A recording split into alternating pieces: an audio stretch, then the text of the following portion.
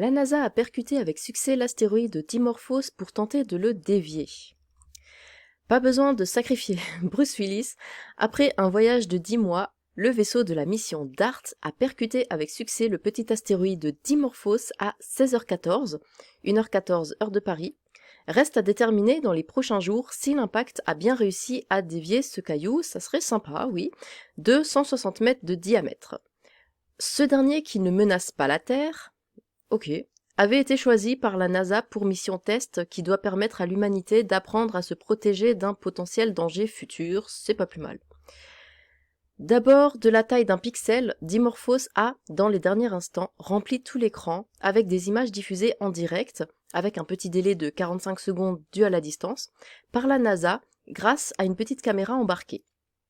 On a pu voir en détail les cailloux à la surface de Dimorphos avant la perte de signal. Des images de l'impact à venir. De la taille d'une petite voiture de 500 kg, le vaisseau s'est écrasé à la surface, arrivant à une vitesse de 23 000 km/h. 3 minutes après l'impact, un satellite de la taille d'une boîte à chaussures, appelé Lycia Cube, et relâché par le vaisseau en amont, devait passer à environ 55 km de l'astéroïde pour capturer des images des éjectats, les fragments de roches et de matière éjectés dans un panache de poussière. De nombreux satellites sont déjà à pied d'œuvre pour déterminer si cet impact a permis de pousser Dimorphos un peu plus près de l'astéroïde principal de ce système binaire, Didymos, un caillou de 780 mètres de diamètre. Dimorphos en faisait jusqu'ici le tour en 11h55. Si tout s'est bien déroulé, l'orbite devrait avoir été réduite autour de 10 minutes. Pas de danger pour la Terre. Didymos et Dimorphos ont été choisis car ils ne représentent pas de danger pour la Terre. Excusez-moi. Mais vu que maintenant ils ont changé sa trajectoire, il va foncer droit sur nous. Et la NASA est catégorique, même avec un impact massif, il n'y avait pas de risque de trop perturber l'orbite de Didymos qui tourne autour du Soleil sur une trajectoire elliptique située entre la Terre et Mars. Les astéroïdes ont déjà réservé de surprises aux scientifiques par le passé. En 2020, la sonde américaine Osiris-Rex s'était enfoncée bien plus que prévu dans la surface de l'astéroïde Bennu. De même, la composition de Dimorphos n'est pour le moment pas connue. Si l'astéroïde répond à l'impact de DART d'une façon totalement imprévue, cela pourrait en réalité nous conduire à reconsidérer dans quelle mesure l'impact cinétique est une technique généralisable, a prévenu la semaine dernière Tom Statler, chef scientifique de la mission. Il y a 66 millions d'années, les dinosaures ont disparu après la collision d'un astéroïde grand d'environ 10 km avec la Terre. Près de 30 000 astéroïdes de toute taille ont été catalogués dans les environs de la Terre. On les appelle des géocroiseurs, c'est-à-dire que leur orbite croise celle de notre planète.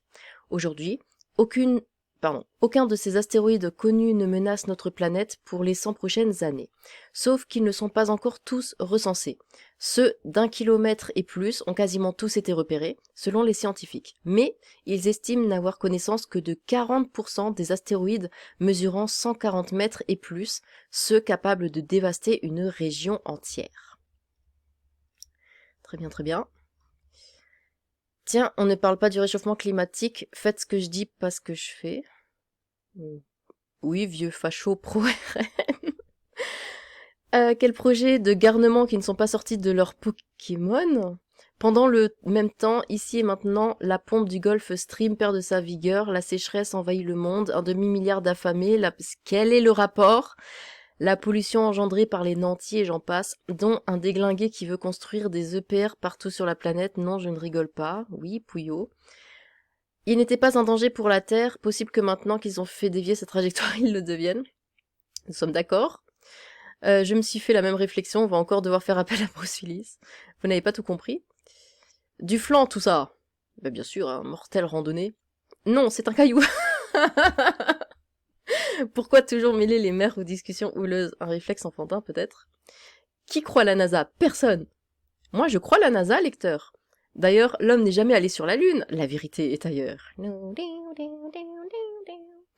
Changement de trajectoire. Si seulement un Français pouvait trouver la solution pour percuter Macron. L'amour refoulé rend haineux. On dit des barbaries ou des barbalises. Les Russes en PLS, l'Occident démontre sa haute précision en touchant sa cible à des millions de kilomètres d'ici et à plus de 20 000 km/h, alors que les Russes en sont incapables à quelques dizaines de kilomètres à une vitesse bien plus faible. Bah, ça remettrait peut-être un peu les idées en place dans la tête des terriens. Visiblement, les complotistes sont déjà devant leur clavier. Reste plus qu'à trouver un moyen de faire dévier l'océan Viking maintenant, le seul vrai danger. Moi, j'aurais préféré sur ta tronche. Ah, Internet.